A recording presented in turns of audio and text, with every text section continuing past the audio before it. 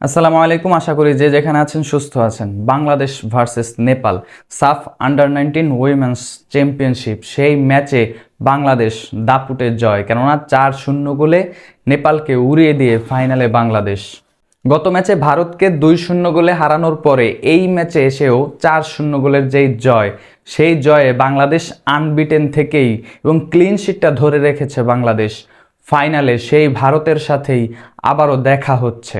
Bangladesh under 19 women's team এই সাফে মোট 3টি ম্যাচ খেলেছে। প্রথম ম্যাচে ভুটানকে 12-0 গোলে উড়িয়ে দিয়েছে। এরপরে দ্বিতীয় ম্যাচেও ভারতের সাথে টাইট ম্যাচ, যেখানে চির প্রতিদ্বন্দ্বী ভারতের বিপক্ষের ম্যাচটা সবচেয়ে গুরুত্বপূর্ণ ছিল এই সাফে, সেই ম্যাচটাও বাংলাদেশ 2-0 গোলে অবশেষে জয় পেল। যদিও প্রথম দিকে ওই ম্যাচে আসলে চাপে ছিল বাংলাদেশ, এবং এই ম্যাচে নেপালকেও সেই 4-0 গোলে উড়িয়ে দিয়ে ফাইনালে সেই চির প্রতিদ্বন্দ্বী ভারতের সাথেই দেখা হচ্ছে।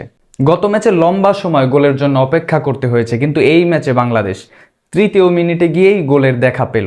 ম্যাচের তৃতীয় মিনিটে যখন মামুনি চাকমা কর্নার কিকটা নিতে যায়, সেট পিস থেকে মামুনি চাকমা প্রথম ম্যাচে ভুটানের বিপক্ষে সরাসরি গোল করেছিল। এই ম্যাচেও সেই সম্ভাবনাটাও জেগেছিল, কিন্তু সেট পিস থেকে সরাসরি গোল না হলেও মীরা আক্তারের চমৎকার হেডারে সেট পিস থেকে বাংলাদেশ সেই লিডটা নিয়ে নেয় ঠিকই। তবে বাংলাদেশ এই ম্যাচে আক্রমণের পরে আক্রমণ এবং মাঝমাঠের যেই দখল, সেটাও বাংলাদেশের কাছেই ছিল শুরু থেকেই, এবং বাংলাদেশ দ্বিতীয় গোলটাও ম্যাচের প্রথম হাফেই পেয়ে যায়, এবং সেই গোলটার জন্য অবশ্য অপেক্ষা করতে হয় শেষ মিনিট পর্যন্ত হাফ টাইমের। সেক্ষেত্রে এক্সট্রা টাইমে গিয়ে শেষ মিনিটে বাংলাদেশ আরও একটি গোলের দেখা পায়। বাংলাদেশের দ্বিতীয় গোলটা যেন আরও চমৎকার, ফ্রি কিক থেকে সরাসরি গোল করলেন আলফি আক্তার।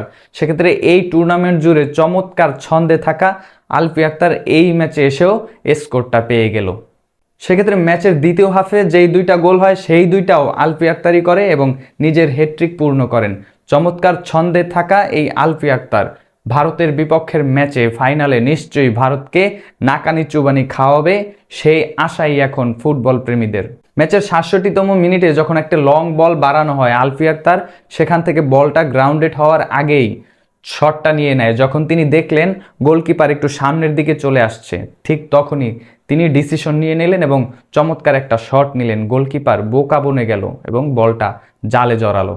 আলফি আক্তারের নিখুঁত ফিনিশিংয়ে বাংলাদেশ লিডটা আরও বেড়ে গেল ৩-০, এবং শেষ গোলটাও বাংলাদেশ ৮১তম মিনিটে এই আলফি আক্তারই।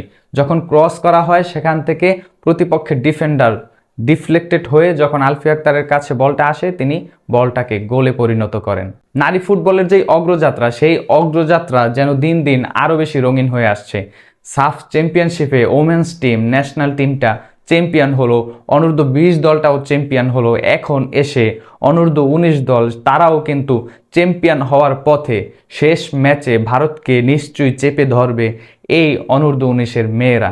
সেক্ষেত্রে পিটার বাটলার এই দলগুলোকে যে চমৎকারভাবে গুছিয়ে রেখেছে, তিনি যেই কমিটমেন্ট করেছেন এই দলের প্রতি, সেই কমিটমেন্ট আমরা আসলে বাস্তবেই কিন্তু দেখতে পাচ্ছি।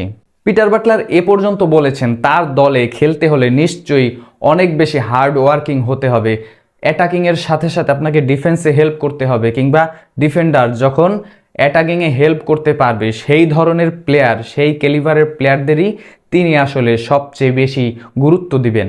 একজন কোচের মনোভাব যখন এই ধরনের হয়, সেই দলটা নিশ্চয়ই এভাবেই পারফরমেন্স করবে সবগুলো ম্যাচে। কেননা এই পিটার বাটলারের বিপক্ষে যখন উমেন্স টিমের মেইন প্লেয়াররা বিদ্রোহ করেছিল, সেখান থেকে তিনি যেই কট্টরভাবে তাদেরকে ওই দল থেকে বের করে দিয়ে নতুনভাবে গুছিয়ে সেই দলকে সাফ চ্যাম্পিয়ন করলেন, এবং এরপরে এই দুইটা দলকেও, সেই অনূর্ধ্ব-20 দলকেও চ্যাম্পিয়ন করলেন, এবং এখন এসে 19 দলটাকেও চ্যাম্পিয়নের পথে রেখেছেন। সেক্ষেত্রে ফাইনালে 7 ফেব্রুয়ারি দুপুর 2:15 ভারতের বিপক্ষে, চিরপ্রতিদ্বন্দ্বী ভারতের বিপক্ষে কেমন করবে অনূর্ধ্ব-19-এর মেয়েরা? কমেন্ট বক্সে নিশ্চয়ই আপনার মূল্যবান মন্তব্য জানাবেন।